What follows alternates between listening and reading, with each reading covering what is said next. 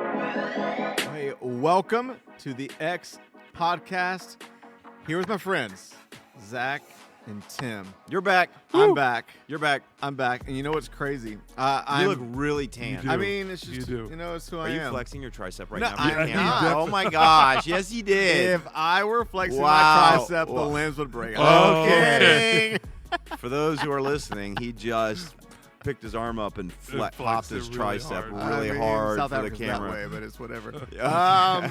Yeah, I just got back from South Africa, and it was amazing. Got back late Thursday night. But I feel like I'm just now experiencing, I don't know if this is a thing, but delayed onset jet lag. Yeah. Because adrenaline got me through the first couple days, but I'm needing some extra coffee today. no. So There you go. just reheated some coffee from Was upstairs. it beautiful? The coffee? No, South Africa. South Africa Did was amazing. Did you get to go hunt The lions? We did not hunt. That's But I will probably a say good this. thing. If That's probably a good thing. Yeah. I'm going to say the same thing I said when I got back from Iceland. I know this can be easy to say coming fresh back from a trip, but it was never on my bucket list, but I would now encourage everybody to put it on their bucket list. Wait, South Africa? South Africa South Or the Africa. Lions? Iceland? Both. Okay. Iceland and Iceland South would be Africa. cool. I feel like every place you go There's a bucket list. is a bucket list. I mean, for everybody else. no, like, It's I mean, true. I would like to That's go. True. I would love to go to a safari. Never Yeah. been on a safari.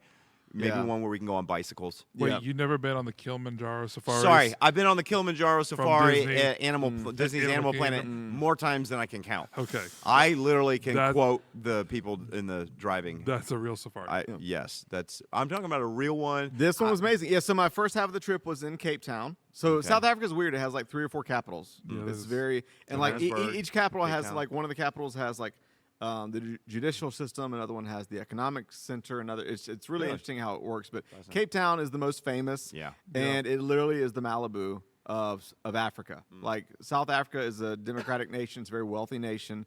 And a lot of the areas around the beach, I just wasn't expecting. You don't think Africa, tropical palm trees. Yeah. At least I don't think of that. But that's what Cape Town was, and it was gorgeous. But you have mountains, but you have penguins on the beaches and ostriches on the side of the road, and it's definitely you definitely know you're in Africa. But it's like the Malibu Yeah. of Africa. And then we were able to go see where Nelson Mandela was in prison. We went to Robben Island. That's cool. Flew out after a few days to Johannesburg, and 3-hour trip to Mabula Lodge, and 3 days of safari.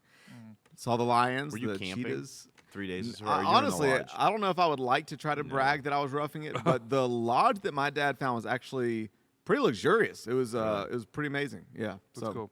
It was Did you awesome. get to- Did you get to see all the wild animals?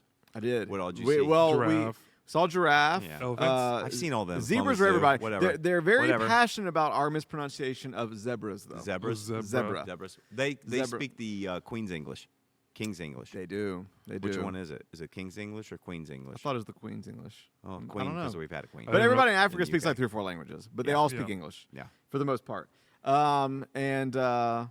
While I was there, I feel like yeah, I've good. seen every single one of those animals on the Kilimanjaro Safari. safari. That's So what I'm not saying. even really It's sure. like So a if real I go on a safari. safari in Africa, it needs to have an element of risk and danger. Like a close I want encounter? to be Like yes. We were close really encounter. close, Close 5 encounter. yards from a lion. I love that. Now that So would that be was great. amazing. Did you get out and pet? Did you get a I did picture not. with the lion? Did you? I took a picture of it, You need to send it to me. You didn't like do sometime. like a I wanna see it. selfie like with the lion? I I should would do have. that. Anyways, but it was amazing. That's cool. So That's cool. it was a bummer coming back. A lot of Hmm. travel chaos, took you misfortune 7 days night. to But get home, but we're glad you're Oh, back. yes. you didn't mention the thing about Cape Town that you love the most. What's This like coffee shop Oh, place geez. that you So were there like, is. So fun fact: there is voted number one, and not as in like from your favorite movie, The Elf, where it's just like, oh my gosh, number one. No, it actually legitimately voted the number one coffee shop in the world is in the middle of Cape Town. just don't and, Google that because that's not what Google told me. When I Googled it, it said that, but it's called Truth Coffee. And it's this like really quirky steampunk themed coffee shop, and it is pretty amazing. I brought some coffee back. Did but you? Truth Coffee. I know. So you would have just That's had, fascinating, as I can hear people literally clicking off the feed. Okay. Not true. Let's talk about Okay, so coffee. let's- so I'm then- sorry. We're Okay, just, so here's the thing. I feel like it's just so easy to say this over the last couple of years, but there's a lot going on in the world. yes. and we have wanted to sit down and have this conversation for quite a while. Yeah. Yeah, But because we've been missing in schedules. I know last week you and Pastor No. Greg Had Yeah. one without me. Yeah. Didn't wait. It's okay. I'm not You bitter. were in South Africa. I was. You were. I was stuck in Johannesburg. The week before that, I was gone Yep. Yeah. in Florida, and so we have not on a safari. But so we have not had an opportunity to sit down and talk about what's really going on in the world. So I'm Which excited to dive is into. Kanye Kanye got attacked my boy Trevor Noah and got blocked from Instagram for 24 hours. Fun fact, going back to South Africa, I read Trevor Noah's book, Born a Crime, about growing up in South Africa while I was in South Africa. I don't know if probably a lot of people are not fans of Trevor Noah, but great, fascinating book. But anyways, so Kanye his was... Uber Eats commercial is really good. It is I have good. not seen that. You haven't? Yeah. But Kanye was blocked for 24 hours from Instagram, and so are about 50 million Russians. Whoa. Whoa. So That was an odd segue. that was- yeah, there we so go. let's just do a sharp turn into we're in, depending on when you're listening to this, as of this recording, we're about 1 month into the Russian invasion of Ukraine. And I feel like every day, I may have mentioned this in one of the other podcasts, this reminds me of 2014, 15, when ISIS was invading towns, and I felt like probably in an unhealthy measure, every hour I'm clicking, I'm refreshing, I'm looking at what, I'm going back and forth from Google to Apple News to see what's happening, and every single day it's been really surreal, it's been tragic, it's been heartbreaking, it's been fascinating in a dark way to observe and just to try to assess. And so I think today I don't really know if we have a specific list. We just talk about it. Let's look back over the last month, but specifically the last week or two, and what is standing out? What are we seeing? What are we observing? What's coming to mind as you? That's a lot. That's It a is lot. Let me just start with reaction Yeah. Yeah. to it. When this first started, I think everybody was really, wondering, are we going to be in a war? And I think that's a whole complex conversation to have that we could talk about. But my initial reaction when I saw what Russia was doing, seeing the size of their troops, seeing, the bombing and the shelling, taking over. At first they're coming in and they're slowly taking over towns, and you see this massive refugee crisis that now they're saying a quarter of the population has been displaced from homes. Yeah. They haven't all become refugees, but I think Right. over 10, 11, 12 million people have lost their homes, which is, it's just amazing when you see the photos, not in a good way, but it's just almost shocking when you just see, like, 44 million people in Yeah, in Ukraine. To think Ukraine. of a quarter of them Yeah. to be displaced It's or just- refugees. It's just insane. And when you see pictures of it, you picture what those cities look like before. You think like a month and a half ago, people carrying on their lives in a city, much like we do. And then you look at them now, and it just looks like the center of like this, buildings burnt out. Every Yeah. What was glass it? is Zelensky burnt had a out. quote yesterday that many of the major cities, his quote was, are bombed beyond recognition. Yeah, Yeah. that's what. Looks And like that's what it I think he is. said it looks like Armageddon. It does. And it is crazy to think a month and a half ago these were just cities that Yeah. you would have been in. You would have Normalized. like going to Europe, another Yeah. city, and I've been all through Europe, and so I feel like for me, my emotional reaction that I think has been so hard to watch. The best way that I could probably relate this is it almost feels like if you're at school and you're watching a bigger bully beat up Yeah. a smaller Yeah. kid. Yeah. And you're watching this, and everybody else is watching it because the whole world is watching this, but nobody will step in and actually stop Yeah. the kid. Yeah. Yeah. And I know it's far more complex, so I'm not trying to oversimplify what we're seeing. I'm just saying emotionally, that's what it feels like. Yeah. Yeah. And it feels like you can't do much, and Yeah. you're just watching this, and your heart breaks as Yeah. you're Yeah. just seeing refugees, and you're seeing people, you're seeing Zelensky Families. get on there, just kind of like cry out for help, Yeah. like basically we need help, we need weapons, we need this, and At the same time, I feel like it's been inspiring, though, it because has been. even though there hasn't been military direct intervention, Yeah. I mean, we may have mentioned this in one of the other ones, and it may sound kind of like petty, but almost in a cinematic fashion to watch almost different. It's almost like watching the Avengers. Like Right. you see All come together. your favorite Elon Musk. You see Elon Musk come and just immediately respond to a tweet and get involved in Offering to Ukraine. Fight. Well, Fight that 1v1. came later. Hand-to-hand combat He- for Ukraine. That's He did the interesting one. Starlink internet. He did the Starlink Internet, which Yep. that was the practical solution, and then the one-on-one, and then you see Anonymous again. Haven't really Yes. heard much from Anonymous since ISIS. Right. Anonymous comes to the forefront, targets Russia. I feel like we were talking earlier that there are some. It's crazy to think, and in a world of 6 billion people, that you're going to have people that little subgroups that support Russia and nationalism rise up. But for the most part, I think our world's a little bigger than 6 billion. say what? I think our world's a little bit bigger than 6 billion, by the way. Sorry, I didn't mean to. Old stat. Yeah. Yeah. Oh, Yeah, what is about it now? 7.5. 7.5, almost 8. Yeah, it's Oh, it can I'm go so close sorry. to 8. There's a lot more people. Sorry. Fact Anyways, go ahead. checkers, Lydia Fact in the checker. booth. Yes. Fact check me. I just haven't heard yeah. a number like that low in a while. Yeah, So I was like, it's there's more it's than that. weird. I still have because in South Africa we were Yeah. talking about one of the people that was on the trip went to a number of countries. Yeah. And I was like, oh, all 123. Because for whatever reason, I had the stats in my mind memorized from elementary school, Yeah. and he was like, "Oh, it's 171 countries." And I Yeah. was like, "Oh, okay." Oh, okay. Anyway. So, I didn't anyways, mean to but to derail you, me, but it's just been inspiring to watch The whole world the come together. whole world come together. I actually thought about the podcast we did a few weeks ago on it's weird as it sounds, Story Brand, Donald Miller, Yeah. on a Hero on a Mission, and I thought to myself, there really is nothing as unifying as a clear villain. Yeah. That's true. And what I feel like we have is we have a clear villain. I mean, probably the most. We have the aggressor. Probably Yes. most notably clear villain since Hitler. Would you agree? Since Hitler, the most notably clear villain on the world stage. Probably that the collective World would view. say. Right. Yes. Yes. Yeah. Yeah. And I so mean, they are definitely. I mean, I don't think there's any way to spin this. In this conflict, they are the aggressor. Yes. Oh, I mean, that's not. I mean, Yes. like Ukraine was not egging them on. No. There was not. They did not want this. They are the aggressor. They, we're coming in, and we're going to take back what we believe is ours yeah. Yeah. Yeah. from the USSR. Yeah, I think when you just look at, I think you hit on just the images, and I just think about the families. I think it's easy to approach this, and we consume the news, and we look at the news, and we see the pictures, but then you just start thinking about just the individual stories of what's going on. It's been cool to see some of the athletes. Like I think there's a famous boxer who came back and said, "I'm going to join with the Ukrainian forces." There's I think a tennis player. There's been a Yep. few things where people have come back and said, "Hey, I'm going to join the fight. I'm going to defend my homeland." But then those are some of the positive ones. But then you think about just as a mother or a father with kids, and your constant reality is the effects of what's coming on, and Yeah. just you see some of the effects of the bombs and different things like that. And just I can't imagine what it would be like to have to shepherd my children through a moment like that. And that's the part that really gets me emotional. Yeah. When you think about the humanity Yeah. and what's actually going on.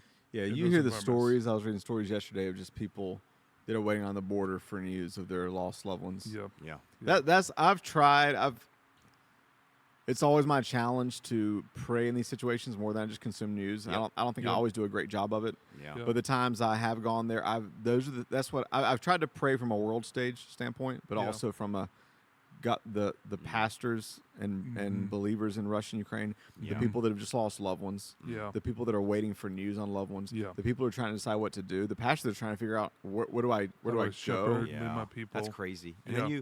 then you look at some of the real, it's the casualty of war, but it's what you kind of. I think everybody hopes is like, hey, if you're gonna have conflict, it's military against military, Right. but it Yeah. just never It's works out that never way. goes that way. ever. No. No. And not There's even always you know, collateral and, damage. And again, Russia says we're not bombing civilians. That's all they're but doing then now. theaters are getting bombed in Yeah. Mariupol, and The one y- with there was like another. it said like there was children. a school. There was Yeah. a school The school. that was just done, and it's saying that hundreds of people, because it was like bomb shelters that Yeah. we were using, and hundreds of people were A couple trapped weeks ago, inside was it or the buried. maternity ward? A couple Yeah, weeks maternity ago. ward recently. Well, now especially with and that's Putin's just, back against the wall. He's changing military tactics, Yeah. and he's just using missiles, and Yeah. it's way more long civilian distance, deaths. long and- range Yeah. missiles and stuff. So it's just it's heartbreaking to watch, and I I think one of the things that I don't know how you guys feel about this, but one of the internal struggles that I've had, and again, I'm just one person in America and don't have any, I don't have any stake in this, but the internal struggle that I have had through this has been this question: should the United States be engaged in this conflict? In a military standpoint, and because Wow. you're watching President Zelensky ask for, can you No-fly fly? zone. Can we just stop the Russian jets from coming in and attacking cities? We can fight on the ground, and let me just first say this, and I'd love to know your guys' thoughts in regards to response from America, a response from the world. It has been a global response. There has been, it's not just Europe. Yeah. There have been nations around the world that have responded. Yeah. And I guess I'd be curious your guys' thoughts. My initial reactions, let me preface this and say, I understand how complex of a decision this is. Right. I would not want to be the one to decide this. And Right. these are the times when I'm thankful that probably our government is structured the way it is, that really only Congress can make a declaration of war.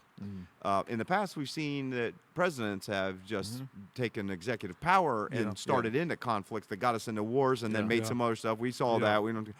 And so I don't think this is on President Biden alone. This is on the collective government that would have to make a really serious decision. And I cannot imagine the pressure because I'm not in the military. Right. Okay. And so I don't want to be the one to go. I don't want to be so quick to go, why aren't we in there fighting? Yeah. We need to go and defend them. That's my heart says, why aren't we doing that? Yeah. But I also understand what we're staring at. We're staring at this is a significant thing. This is one of the major global powers. This is the start of World War III Right. if we probably get involved. The implications of where this goes. This is not like back in the 1930s and 40s where we had atomic weapons. We have nuclear weapons now. There's just a whole, and so the complexity and the difficulty of making that kind of decision. I want to just say I'm not going to point any fingers and say, well, why isn't the government doing this? I'm not in military. There's you run across a lot of them. They'll be like, I want to go fight. Right. And you know what? They can have that opinion, and I'm not going to have the opinion that you need to go fight. To me, I'm never going to have that opinion.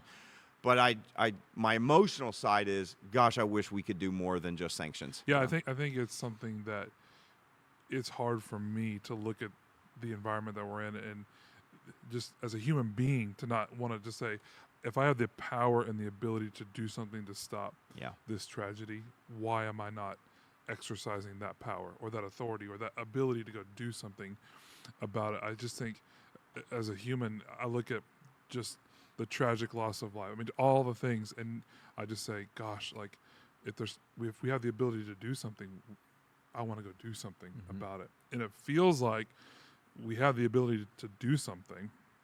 But yes, you're right. I mean, there's so much that you're taking. I mean, you go into World War III, even if nuclear stuff doesn't happen. I mean, I was listening to some military strategists to say it could be a 15 to 20 year conflict. There's so many dynamics things to consider.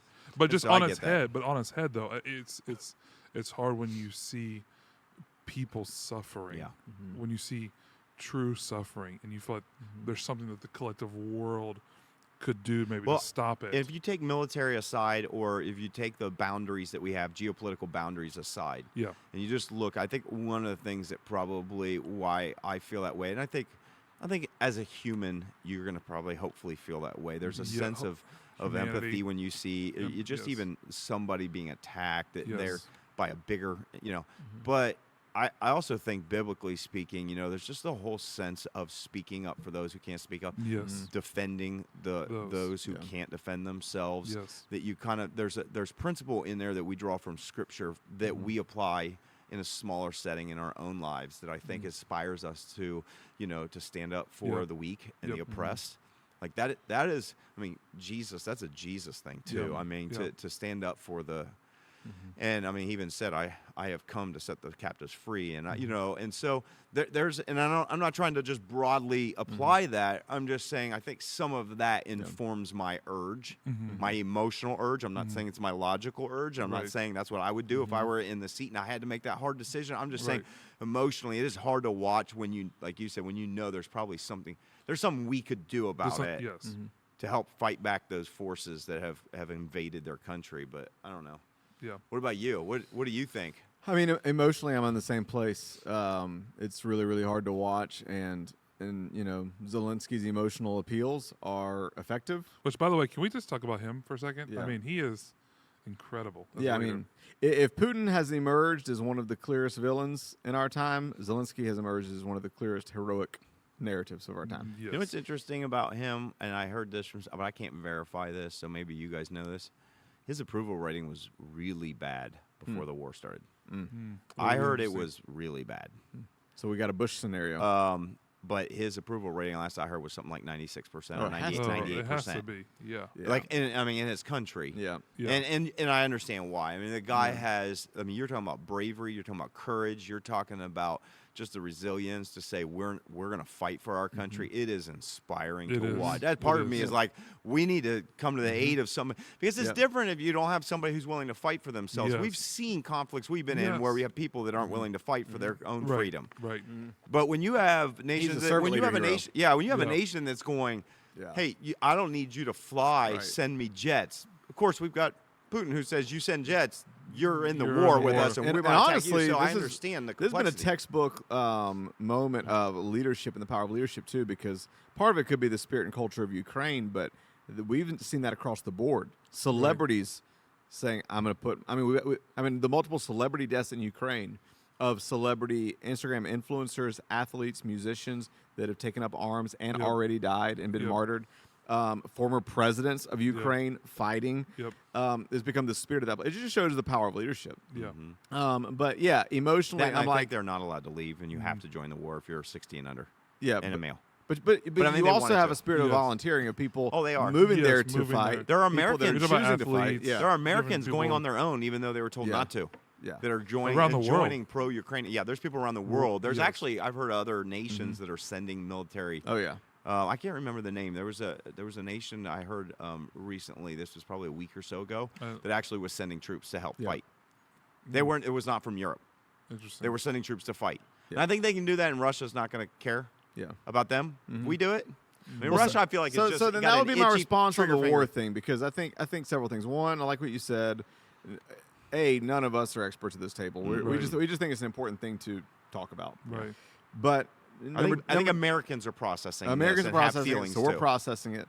It's way more complex than any side that would try to simplify this, because when you're talking potential World War III, this is something very complex. It's got a lot of factors to it. I do think my one non-complex remark would simply be that I think America getting involved is a complex decision. I think NATO continually refusing to have Ukraine so that they don't get involved is a crappy decision. Yeah, Because I think that's a pre-war decision. that's to me that's a cowardice, and it's a little harsh. It feels like a cowardice, hypocritical move. That the whole point, the whole spirit, the whole motive of NATO forming and being in existence is for these moments, Yeah. and it's for countries like Ukraine. And so it's one thing for America to say, I'm not going to get involved, because that is immediately going to put two world powers at stake. But isn't the whole point of having a multi-nation global alliance is to actually have the power to stand up against these moments? Is that not the whole point? Yeah. And is not the whole point for places like Ukraine that say, hey, we are endeavoring for a democratic future, to have a place where they can actually join? And so to me, I do believe that was the intent of NATO. Yes. Not to have them join. I'm saying the intent of the creation Right. of NATO. yeah, Yes. It was a pro-democracy exactly. organization, Alliance. an alliance to say, hey, we want to encourage and help countries to become democratic. So if I was Zelensky, I would be ticked, and he is. well, Because I they think- tried, but I think what it speaks of, there is complexity to all this. I Sure. agree with you. I think what it speaks of is the fear that everybody has had of Moscow. Yeah. I mean, Well, Okay, so the reason why let's they take have it is- emotional and moral out of it. At some point, the question becomes practically, what's the inevitability of it coming to your doorstep, anyways? And this is where you have to be careful to not. but let me- because some people overdraw parallels. I mean, we have to learn from history without overdrawing parallels, because not all history is the exact same moments. But I mean, we've talked about it multiple times. One of our favorite podcasts makes the statement: U.S. getting involved did not cause World War II. It just caused their hesitancy to get involved too late made World War II last too long.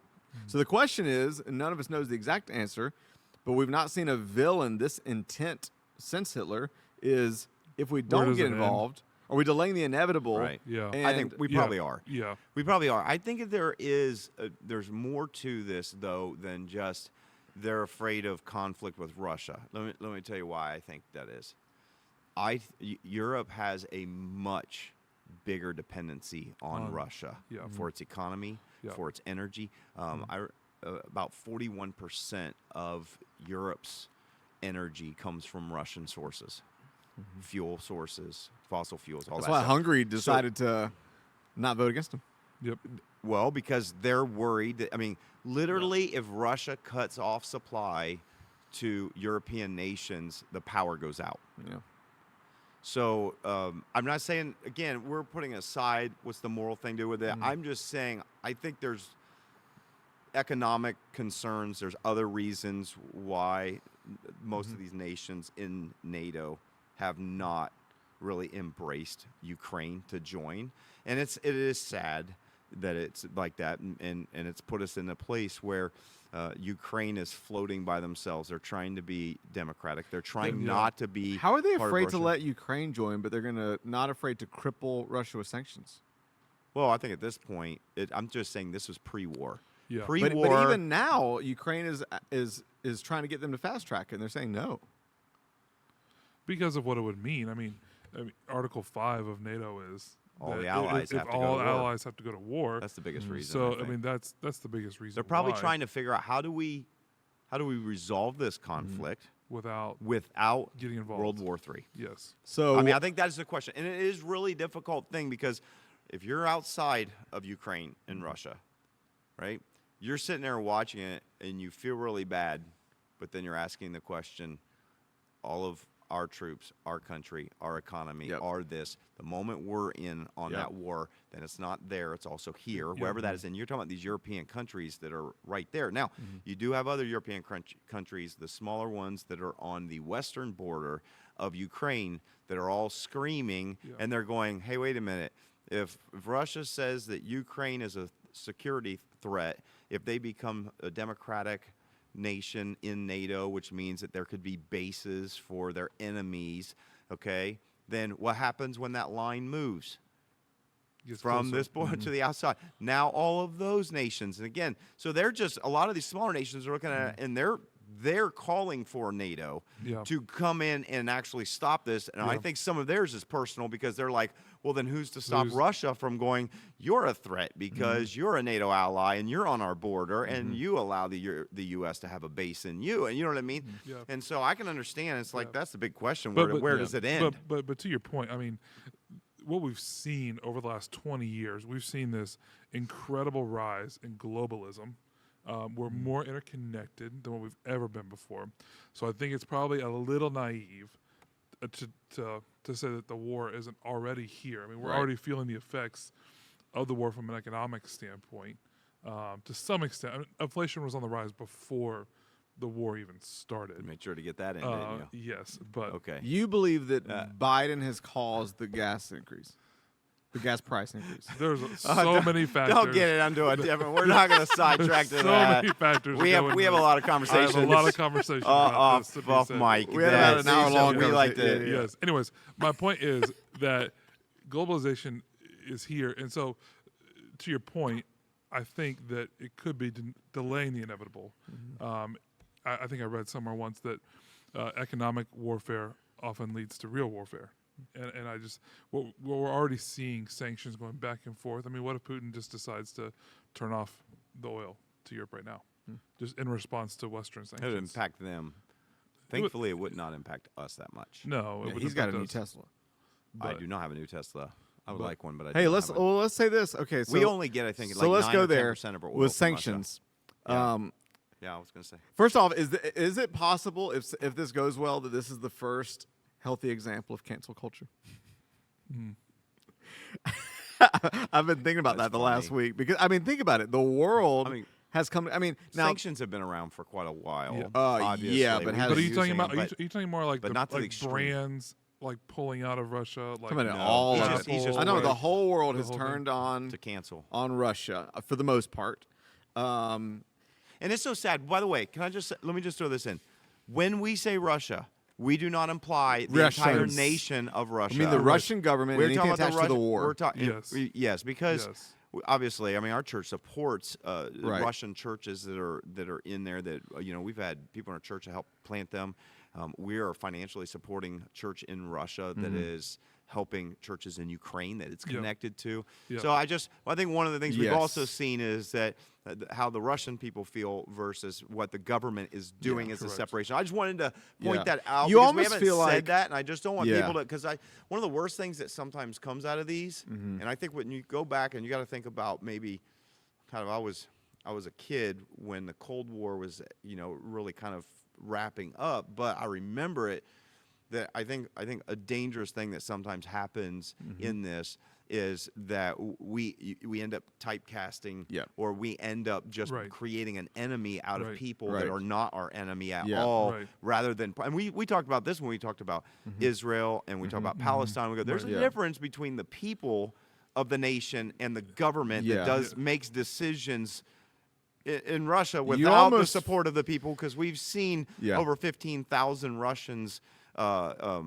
arrested for protesting, Risking their lives to risking do their so. lives. Yeah. I mean, there are. I mean, I thought one of the most fascinating one was the news reporter Yeah. that ran The on the sign. news with the Yes. sign. You're being who lied was to. then walked out and arrested, Yeah. and she will probably be in She'll jail stay for a in jail, long yeah. time Yeah. for simply trying to speak up for Yeah. what her government's doing. So Yeah, I just wanted to point that out. Yeah. You can go back to what you were saying. Let's talk about sanctions, but we never said that, and I Yeah. want to make sure it's real clear the Yeah. way when we No. address Russia, we're not talking about the people of Russia. We're talking about Right. the government Right. and the leaders of Right. Russia No. as when we just use it as a whole. So Absolutely. I was going to follow up to say that you wish you didn't have to preface I this. know. Yeah, yeah. That there's zero excuse ever for racism or prejudice of any kind. Right. And we live in such a time where, unfortunately, ignorance and hate still pops its head. I but mean, this is sparking it. oh, I mean, yeah. guarantee there's a group of people in the same way that there's a that wave are of like,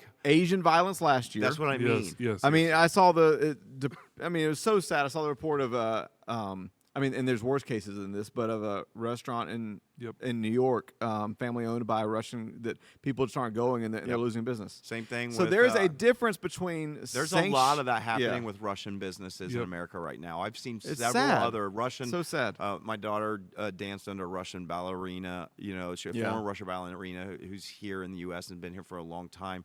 And I remember watching a news show on a Russian dance company down in Florida and some other ones that their business has just dropped off to where they're going to probably close their doors. And again, to me, that's why I think it is important to say, because I know that this type of conflict is going to cause the yeah. worst also to come of Yes. cancel culture, Right. Yes. which is Yes. people like Americans coming up and going, we've always had an issue with Russia. I don't like them Russians. Those commies, all Right. the phrases that I Yes. remember Yeah. from the 80s, Yes. okay, when it was communist. Yes. And I just think, So let I me think let me it's focus so on the sad. It's so sad to It me is, it is. that's happening, because It I is. know some amazing, amazing Russians. Absolutely. Amazing.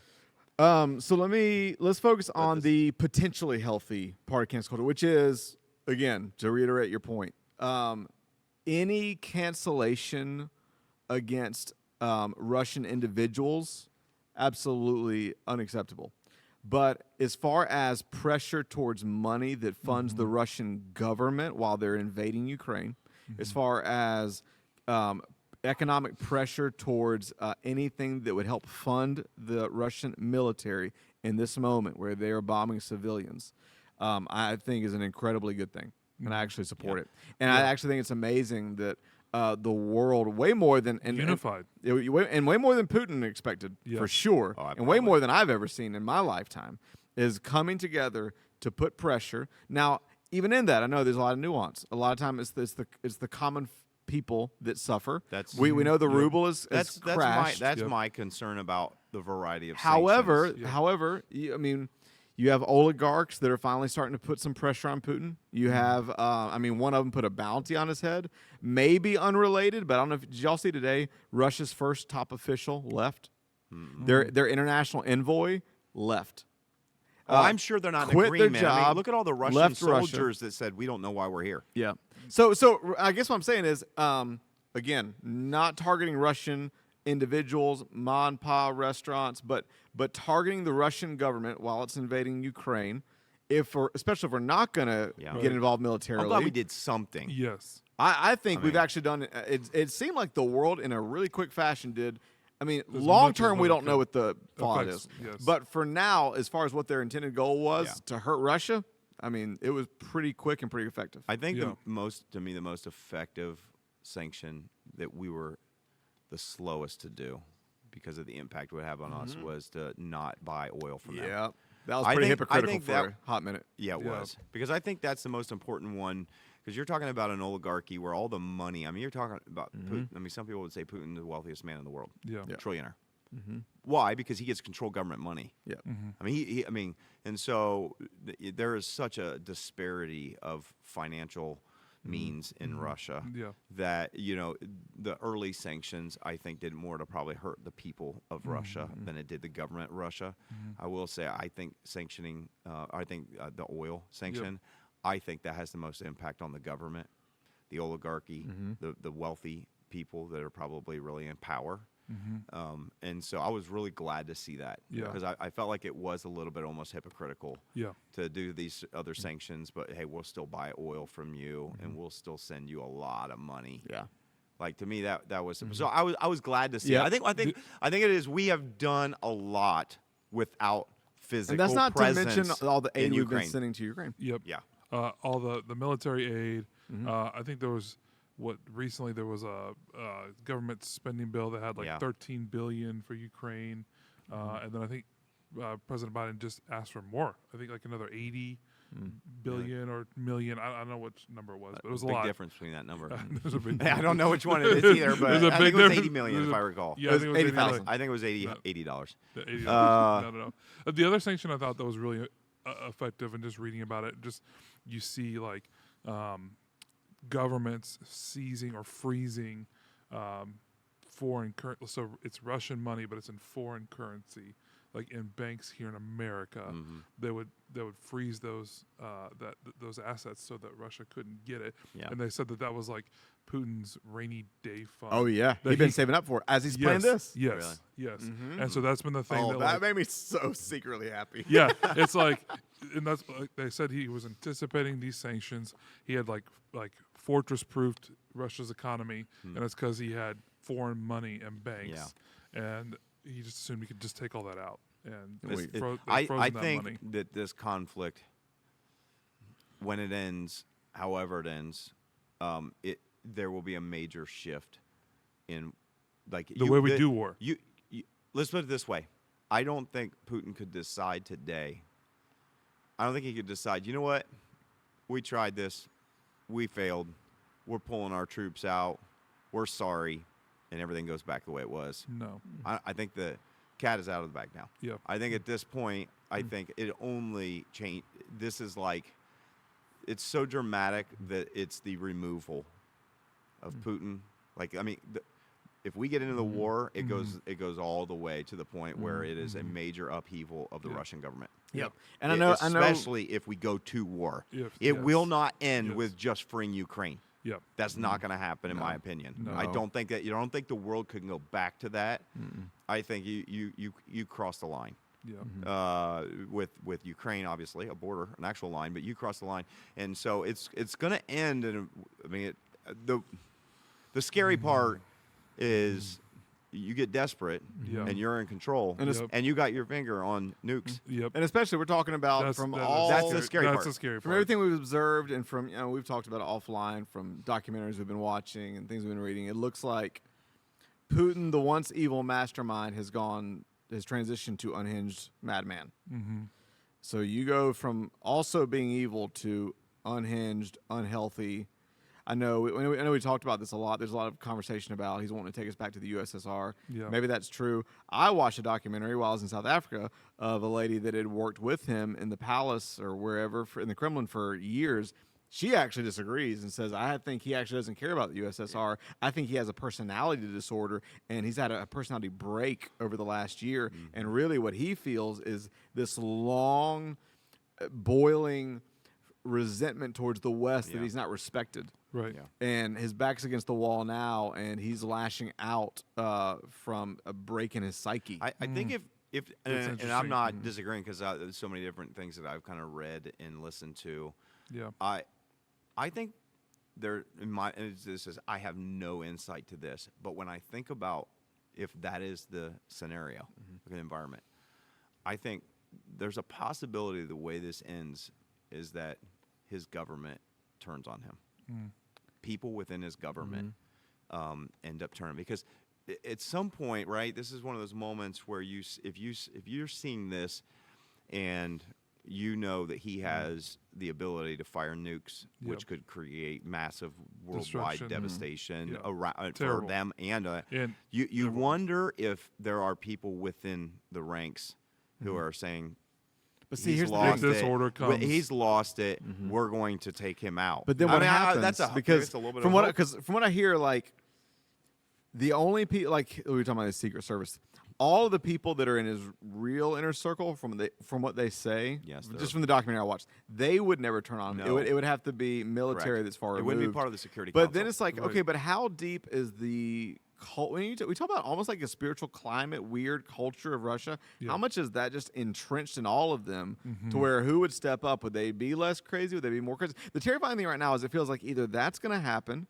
or he's so unhinged that he has his back against the wall and he's just going to take as much of the world down with him as he's that's going what down. that's. Right. I think that's a little bit of the fear. Yep. I think that's the concern about people having nuclear weapons, and you never know who's going to be in power, and you never know where they're going to be. I mean, You know, something interesting. I know we're all over the place. Something that I've been thinking about, just watching different nations react to all this, is also too like. I think we talked about even with China, how like China has that very ancient, Asian, like wise way Slow to- slow. Yeah, they slow. think in terms of generations and millennia. Yeah. Whereas we think in The terms long of years view. and decades. They have very much long view, historical, but they think historically, not just future but past. yeah. And I've just it's been interesting to think like the way even, I mean, Russia's a bad example because and Putin just seems, I mean, I don't know how to say it, just always rocker. Yeah. But you know, it's interesting. One of their they're again, no one's perfect. America's not perfect. But their propaganda is just to another level. Yeah. But one of their accusations towards us was they said, "How could you dare accuse us when you dropped 2 atomic bombs on civilian?" And I'm like, so to me, it's like, okay, well, fair point. No, but number one, that was in response to us That was being a attacked, and that was retaliation. retaliation. Yes. But number two, I'm like, can you ever picture America trying to draw an argument from something that happened a century ago? Like, it just, I know it sounds weird, but it just made me think, I'm like, we don't think that way. No. We're such a, and maybe it's because we're a progressive nation. We think in terms of, okay, here's how far we've come. We've made mistakes. Here's where we're at now. Here's where we're going. And I also started thinking about this because I was, you just think about the geopolitical, historical complexity of it all. I was in South Africa, so I'm wondering what's South Africa's take on all this? Well, it wasn't just the U.S. that helped bring South Africa out of apartheid. It was also Russia. So South African nations are historically pretty neutral. And while I was in South Africa, the president had a meeting with Putin and was going to help with negotiations. And part of it is because Russia also helped deliver them out of apartheid. So they have this law. So it's just it's interesting to me. And then you have, to me, this is a good thing. You have Germany finally stepping out of its shame Right. and Yeah. rebuilding its Right. military, Yeah. and no one in Europe is batting an eye. No. It's just interesting to watch like the way certain nations, like I feel like we think in terms of here, now, and the future, and other nations think in terms of centuries ago and centuries to come. Yeah. It's just I don't know. It's just interesting. China being one of them. I think China has been really fascinating to watch. I think that is very high on our watch list as a country. Yeah. And I think I've been kind of, I would say, pleasantly surprised by their lack of engagement and Non-response. involvement. Like, I mean, so I think, obviously there's been threat of sanctions with China. And so when there was Was it a couple weeks? they abstained from a vote, I think, Yes. of denouncing what Putin was done, I think, with NATO or whatever. But they also haven't been like really pro. We're gonna come help. No. you. Like we're helping, and That so was the Russia's fear. asked for stuff, and They are painfully fence sitting. and President Biden has basically told China, and I guess he just had a He conversation did with the President Xi. and basically said that if you help, that's not going Which, to go well. which I'm- by the way, I just- what leverage do we have over China? I don't mean, know. I They love own that- half our country. I love that we're taking that strong stance, but part of me is like, yeah, China, you better not do that, or since we're trillions of dollars in debt to you, we're not going to let you call the bill. Yeah. Like, it's good that we're being strong, but what Right. the heck do we have on China? It's like, I think we're throwing around economic power. Yeah. That's what we're We don't trying to have do. economic power over China. Well, that's No, not that's true. not true. Most of our manufacturing comes out of China. Yeah, think but about what our manufacturing. when has you look done at for our the debt to last China, 20, though, 30 it'd be Yes. about a wash. years. If we're at war, we ain't paying China. So come and get it. Yeah. You don't. I mean, I think gold and that kind of stuff. You go to war. I think it erases debts. Yes. That's weird. I think war erases debts. I'm not saying it should. I'm just saying I would imagine war erases debts. Let's pretend China's neutral for a moment, though. Isn't it Okay. interesting when you talk about villains? Yeah. And again, this is we always try to talk in complexity and nuance. So this is admittedly a Western lens of what seems like just a really clear evil right now. But isn't it interesting? You know you're a villain when the only few countries supporting you in the world are the other villains. Iran, North Korea. I mean, Yeah. it's Iran, North Yeah. Korea. Not calling China a villain, but I No. mean, especially Iran, North Korea, and then you have Belarus Yeah. and Syria. Yep.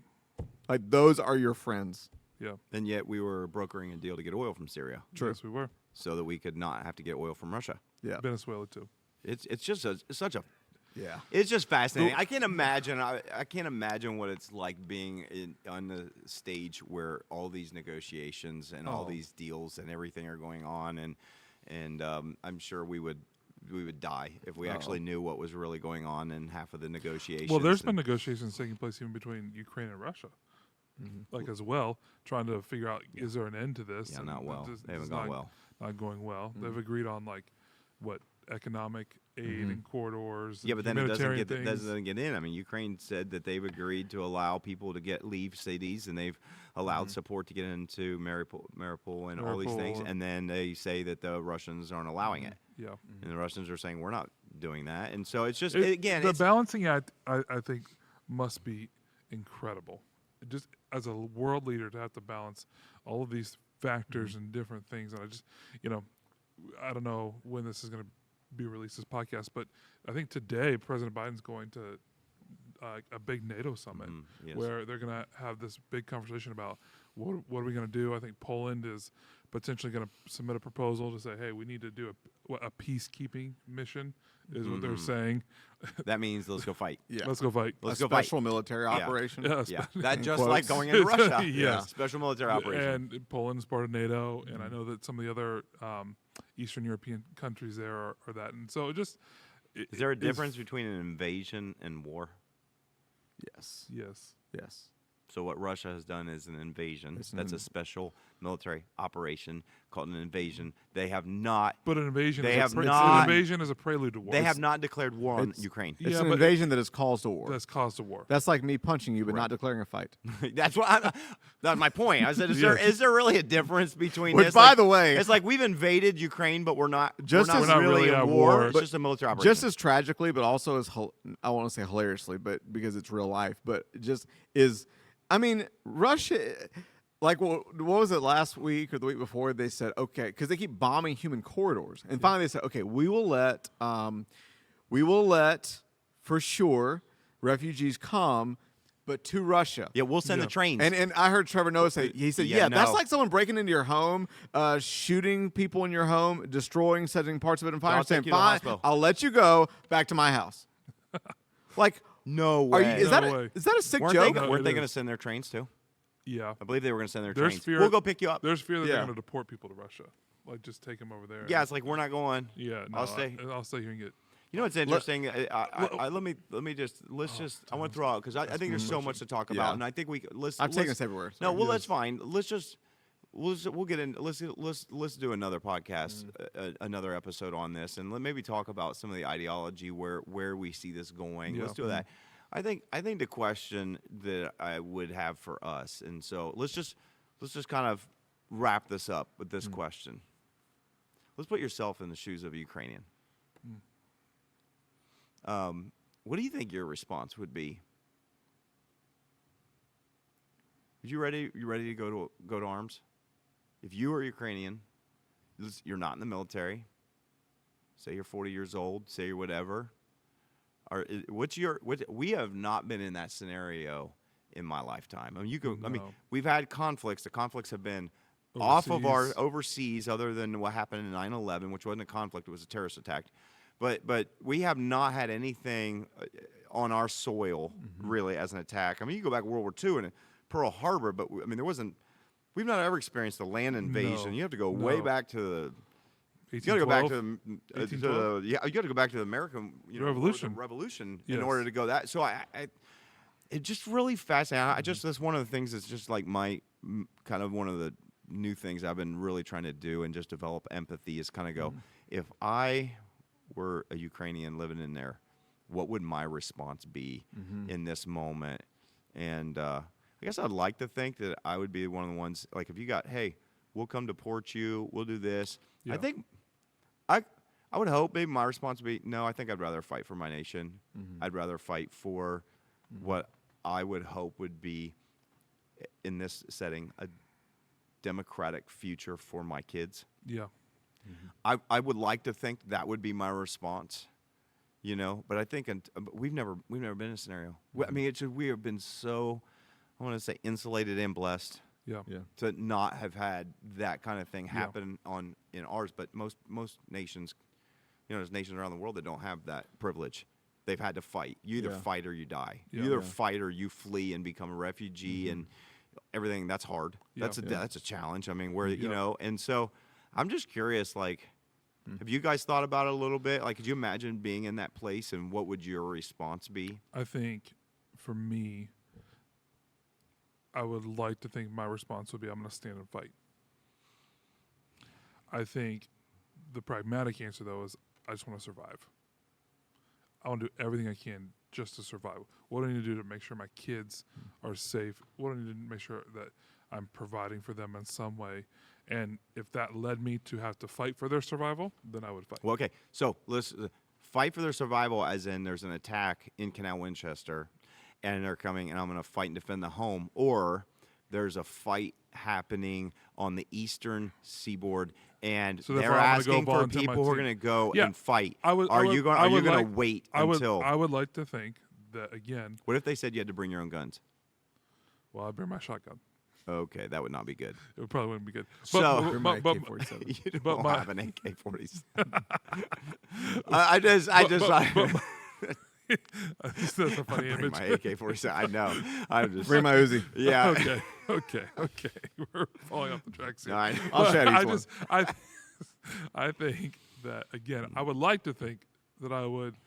It's just Sta- interesting to it think is, about the it is. response It is. of a just a human trying to Yeah. take away nationality. Response that we see in this time of crisis, and I Yeah. think there's a lot of different response that you would see, and I none of us I can't say how I would No, I answer for can't, sure, yeah. but I admire The people who do. I admire those who are like, yeah, I could leave. I'm not leaving. I'm fighting.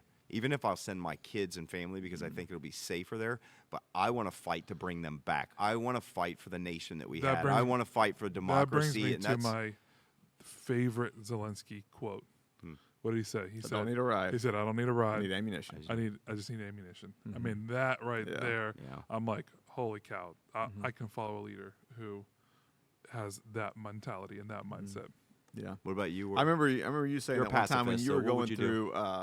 through a season of struggle. You said, I don't need an escape. I need spiritual bullets. And I was like, that's really yes, I inspiring." did. So thank you for. We're not making light. This is. No. Especially if you're still with us, thank you. We're just processing. Yeah. We're processing. This is like I would say. And by the way, I if would you're love watching, I would love to know your thoughts on this. Right. And I This would think be it'll good be all one. over the board Yeah. because there have been some thoughts all Yeah. over the board on this, and there Yeah. probably Yeah. and there is definitely a segment of people in this country that do not agree with. Probably we talk about just that later. Yeah, No, but I'm just saying that there Did are. you know that there I'm are just- people that don't, actually are in stop. favor. Okay. Stop. But I'm just curious. Are you going to go to war, arms? Are you going to fight, or would you want to just get out, or would you? I'm not going to even say You what I can't would an- do. Yeah. Like So you you too, I wouldn't would fight. love to say that I would stay and fight. Yeah. I'd love to say that.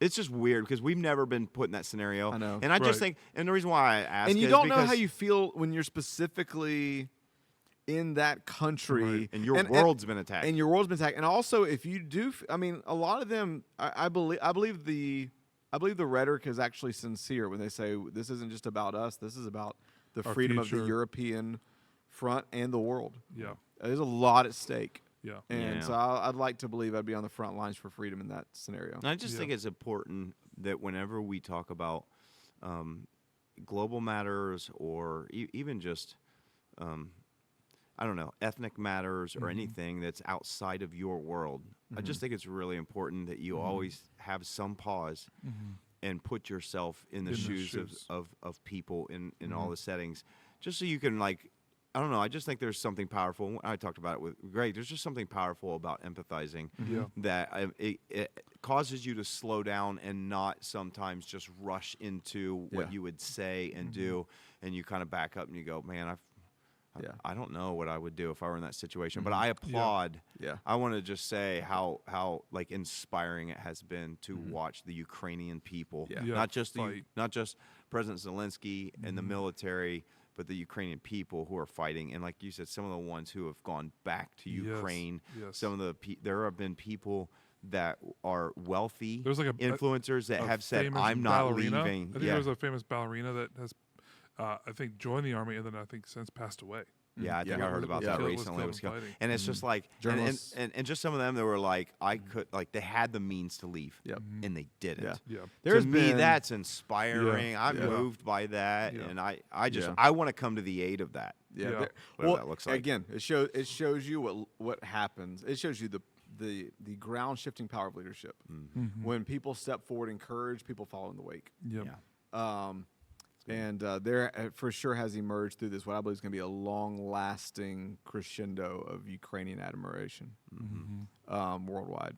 I do want to say this too, as we close and wrap up, that we are a faith community, and we have held prayer meetings and Sunday morning moments for prayer, but we also are part of efforts Yeah. to help the Ukrainian people. We've sent thousands of dollars over to actually churches we support in Russia and Ukraine, Yeah. but specifically also Convoy of Hope to Ukraine. Yep. So if you have any comments to send us, but also if you would like any information on how to get involved in supporting Yeah. Yeah. efforts on the ground. I prayed a crazy prayer last week. This is not a pat on the back because I've probably done way more news reading than praying. I admit that. And I know things are way more complex than even my just spilling of the mouth in this podcast. But I prayed the other day for the salvation of President Vladimir Putin because I tried to remind myself that that God is not limited in power, and that God takes the Sauls that are murdering Christians and turns them into Pauls. And I want to remind myself to pray for the softening of everybody's heart. Yeah. And That's that good. in the end of the day, this is a very practical, tangible, evil war that needs justice and practical action. And yet, even somehow above that, we don't wrestle against flesh and blood. Yeah. Yes. I think we against should talk about that a principalities little bit in the next Yes. episode Yeah. too, Yep. because I think Yep. some people would say, and I want to say this to those who are faith-based, listeners. I think it's a great reminder. I've been reminded numerous times. One of the things I've tried to do is that when I read articles about it, that I pause and stop after that and take some time to pray about it. Yep. And so I've done that several times, but I also feel convicted because I don't do it enough. But then I think there are possibly a lot of people who go, "What good is prayer going to do in this?" And I think we should dialogue a little bit more about that.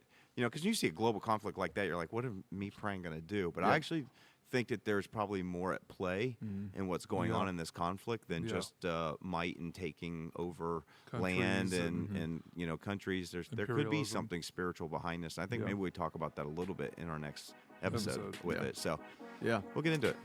Well, thank you for joining us for this wide-ranging topical discussion on all things Russia and Ukraine. And please send us any thoughts you have, any questions to podcast@thex.church.